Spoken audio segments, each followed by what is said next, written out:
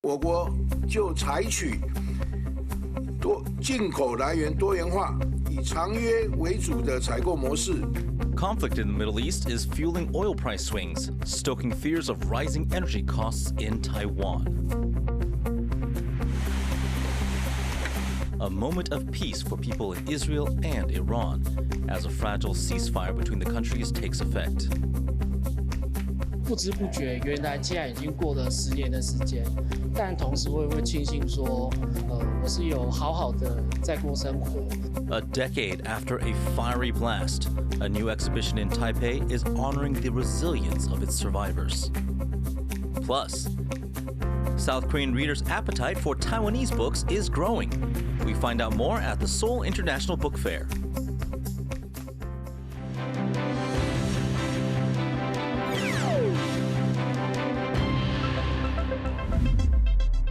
Hello and welcome to TaiwanPlus News. I'm Eric Gao. President Lai Ching-te has addressed the nation in his second of 10 so-called unity speeches. He talked up the need to make Taiwan more resilient in the face of Chinese aggression, but one metaphor he used has sparked angry reactions among the opposition. Irene Lin reports. Giving a warm greeting in the local Hakka dialect, President Lai Ching-te addresses the nation from Taoyuan in the second of 10 planned speeches. The theme, unity. Lai saying Taiwan has repeatedly come together to find success, from COVID-19 control to the world-leading semiconductor industry. And most importantly, there is turbulent democratization. Lai also continued a theme from his first speech, that people should embrace both the country's official name, the Republic of China, and its common name, Taiwan. But it was another line that drew all the headlines. 要透过一次又一次的选举罢免，一张又一张的选票，像打铁铸剑一般，一锤又一锤，千锤百炼，百炼成钢，打掉杂质，淬炼出捍卫主权、守护民主钢铁般的意志。 The iron-striking metaphor, specifically the term impurities, seemingly linked to upcoming mass recall votes against politicians from the opposition Kuomintang or KMT and Taiwan People's Party or TPP, who together control Taiwan's legislature. On Tuesday, the KMT called out what it sees as hypocrisy from Lai and the party he leads, the Democratic Progressive Party or DPP. 除了赖游泳之外，除了新潮流护身符之外。 除了清德牌的滤水器之外，台湾的其他人民通通是杂质。The presidential office has responded to the mounting criticism, saying the metaphor has been used publicly before, and Lai was trying to emphasize uniting Taiwan against an external threat. With 8 more unity talks left to give, Lai will be hoping the focus can return to bringing the country together. Ryan Wu and Irene Lin for TaiwanPlus. Taiwan's economy minister is reassuring the public that war in the Middle East won't heavily impact the economy here, despite the country's reliance on energy imports. Chris Gorin has more. Will war in the Middle East affect Taiwan's economy? That question was put to the country's economy minister, J.W. Guo, in the legislature today after weeks of conflict between Iran, Israel, and the U.S. Guo indicated that the impact would be minimal despite the country's heavy reliance on foreign energy. 我国能源主要来自进口，113年能源进口率高达95.77%。国际能源价格受地缘政治的影响，我国就采取进口来源多元化，以长约为主的采购模式，同时兼顾反映成本、照顾民生、稳定物价的前提下，合理调整国内能源价格。 In Taiwan, oil and gas are needed for both fuel and electricity, and about 80% of its electricity comes from burning fossil fuels. About 77% of its oil and 28% of its natural gas comes from the Middle East, making the country vulnerable to disruptions in the region.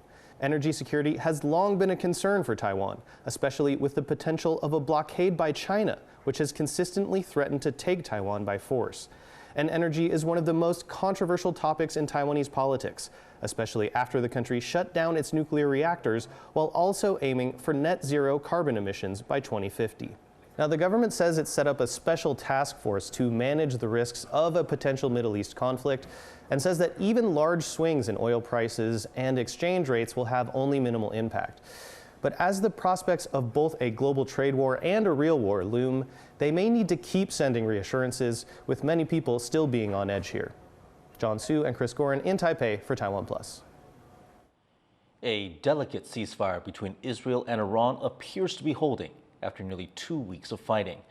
But there are signs on both sides that this may not be the end of the conflict. John Van Trieste reports. On the beach near Tel Aviv, there are few signs of the fierce fighting between Israel and Iran that's just been paused. The wail of sirens and the roar of incoming missiles are gone now. There's just the chirping of birds. And on the shorefront promenade, crowds of people who've spent days in bomb shelters are out strolling and jogging in the seaside air. A similar calm has returned to Tehran. Patriotic slogans are still up and armed guards are still visible, but after a false start, a ceasefire has taken hold and the streets are filled with life. In both Israel and Iran, there is cautious optimism. It's a bit scary to go around in the beach and in places that there's no shelter, but we hope that the ceasefires will maintain. I agree. The reason is that I haven't slept properly for 12 nights, and today, after 12 days, I finally came outside, heard about the ceasefire, and decided to go for a walk and such. And honestly, if there's peace, why would I be against it?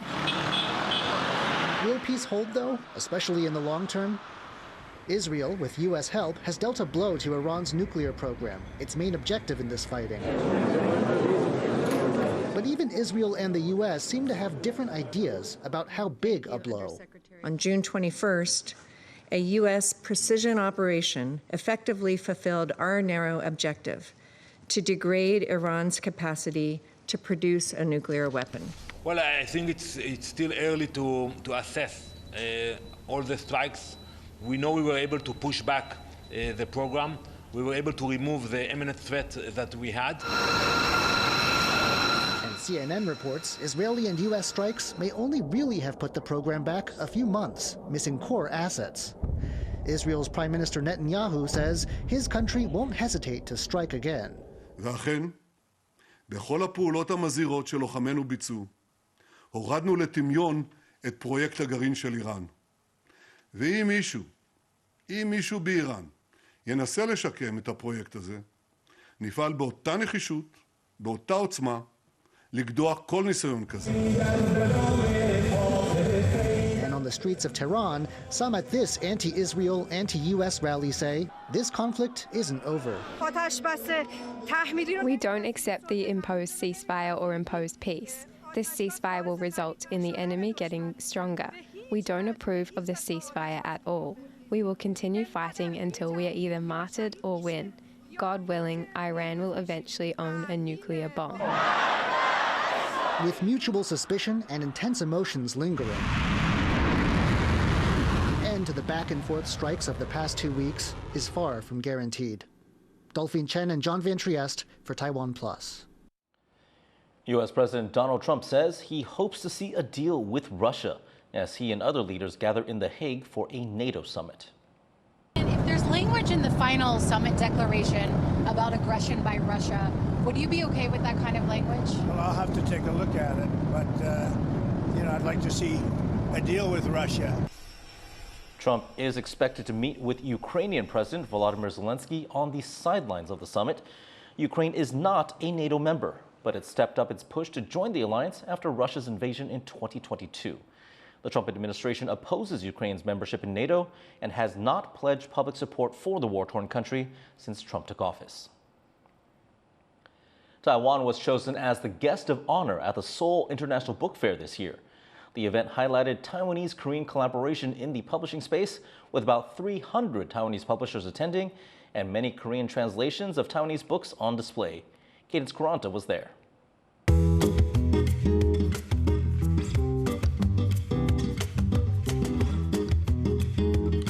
Rows of Taiwanese books translated into Korean at the Seoul International Book Fair this month, where Taiwan was this year's guest of honor, indicative of strong collaboration between the country's publishing industries.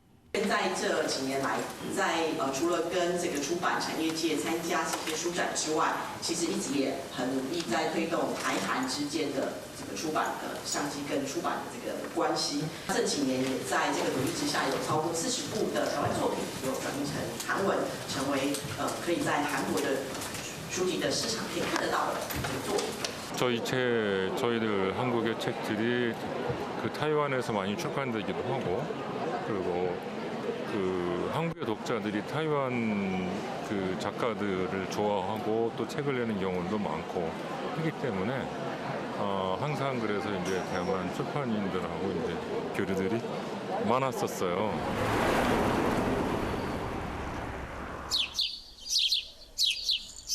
One report shows that in 2023, Korea was among the countries that produced the most copyright income for Taiwanese publishers, behind only China, Hong Kong, and Macau, and tied with Japan.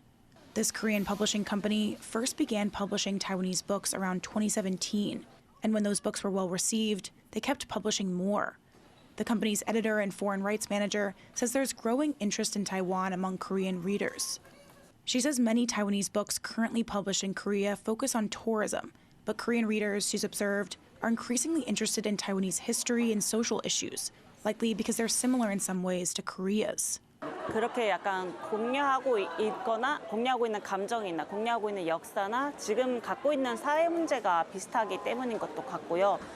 그리고 이제 좀 더 대만이 목소리를 자유롭게 내는 것 같고 좀 더 이제 급진적이라고 하기는 좀 알맞지 않지만 좀 진보적인 목소리를 많이 내기 때문에 좀 시원한 부분을 시원하게 긁어준다? 뭐 이런 느낌인 것 같습니다. It's an idea echoed by Taiwanese publishers that similarities between the two countries mean Taiwanese books resonate well with Korean readers. This publisher says they work with Korean publishers more than those of any other country. 第一个部分是因为文化的相似性蛮重叠的，然后再来是大家表现情感的方式也蛮类似的，所以只要是变成韩文之后，他们在理解这个故事也会很快的做切入。 Taiwan's Creative Content Agency, which works to spread Taiwanese cultural and creative industries internationally, says Korean readers especially love Taiwan's queer literature, as well as its horror genre. Some publishers say picture books are popular too, because they rely less on language and can be easily understood by readers of different cultures. This Korean publisher publishes many picture books from Taiwan. She loves Taiwanese books, she says, and has deep connections with the Taiwanese publishing community. 我喜欢啊，我喜欢台湾，然后呢，台湾书这么美，这么漂亮，这么好，内容好，所以我们一直引进台湾的书。 But she says there can also be challenges when publishing foreign books, which, in her experience, haven't sold as well in Korea because of reader preferences and because it's less convenient for authors abroad to participate in marketing activities. Having only sold Taiwanese books for a few years, though, she hopes things may improve over time. And many say they expect collaborations between the Taiwanese and Korean publishing industries to deepen further as publishers connect at events like the Seoul International Book Fair and as Korean readers' interest in Taiwan grows. Books becoming a way for both countries and their people to deepen their understanding and knowledge of one another. Scott Huang and Cadence Quaranta for TaiwanPlus. An exhibition in Taipei is highlighting the stories of survivors of one of the deadliest explosions in modern Taiwanese history, which took place 10 years ago this week. Our reporter Sandy Chi went to learn more about the recovery journey. 10 years ago, an explosion at a water park in Taiwan killed 15 people and injured almost 500 others. That night remains etched in the memories of the survivors. And here, an exhibition, After Burning, Still Reborn, hopes to highlight their road to recovery. The blast happened during a concert when flammable colored powder ignited, sending a fireball through the crowd. Most of the victims were young, many still in their teens. Investigators say heat or static electricity sets it off. From photos shared by survivors, to special burn treatment clothing, to personal reflections, many written by students who survived terrible burns. It's all now on display. 当我们可以站出来说这些故事的时候，别人在看我们。可是那个看不是只有可怜同情，他是真的看懂了我们。除了受伤之外，也非常的有力量。未来有很多不同的可能性，我觉得那是让我们跟别人可以有一个连结的机会。Many survivors attended the opening ceremony of the exhibition with mixed emotions of happiness, gratefulness, and hope. 不知不觉，原来竟然已经过了10年的时间，但同时我也会庆幸说，我是有好好的在过生活，然后当然就是对于当时不管是救灾我们，或者是一路协助我们复健这些单位，可以让他们知道说，他们当时的努力没有白费，因为我们都很认真的在过生活。Organizers say they hope the exhibition helps the public better understand the challenges faced by people with severe burn injuries. They say society often responds with curiosity, fear, or even rejection. 我记得我们刚出院的时候啊，有些人看到疤痕就会说，这是什么病？会不会传染？但其实不会传染，就是疤痕而已。但有些人是脸部有烧伤的。其实有些人在找工作的时候是会被歧视或是被拒绝的。And to further help people understand the challenges burn survivors go through, visitors are welcome to try on pressure garments used to treat burns. 烧烫伤的疤痕啊，它是伤口愈合之后，它会继续长疤痕。那个压力是为了抑制疤痕的生长，所以必须白天醒着的时候，晚上睡觉的时候，24小时你都要穿着，你只有洗澡的时候才要脱掉。那个压力要穿到整个疤痕成熟，所以至少需要2年到3年的时间。The exhibition is only on for a few days, but its message is powerful, that people who have lived through disasters can survive, recover, and go on to lead full, vibrant lives. Chris Ma and Tiny Chi in Taipei for TaiwanPlus. Stay tuned to TaiwanPlus News because coming up after the break,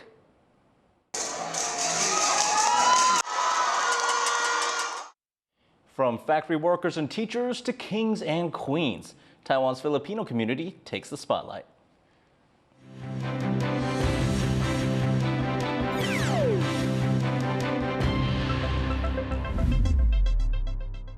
Start your weekend with a cup of coffee and a moment to reflect on what happened this week. Hello and welcome. We've got you covered, from defense and politics to high tech and the arts. Not just to Taiwan, the whole world is watching. You make the coffee, we make the news. Here's what happened on TaiwanPlus. I'm Leslie Liao in Paris, France, and this is TaiwanPlus News, a voice of freedom in Asia.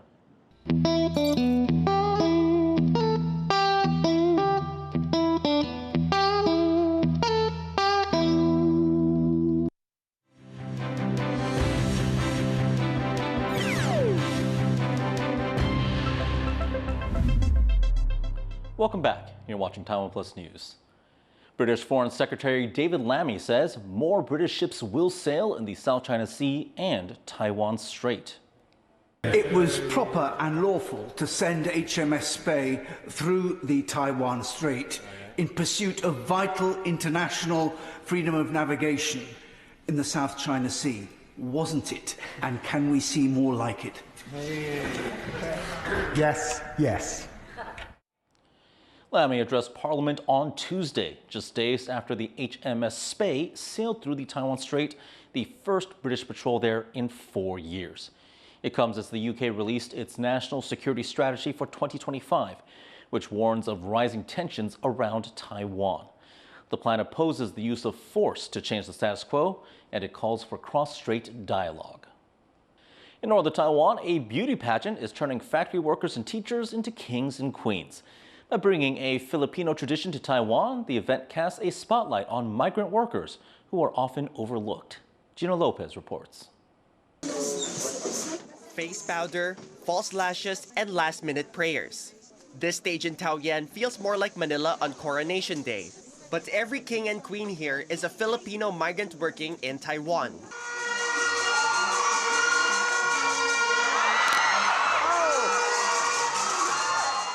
They stand back up, literally after every slip.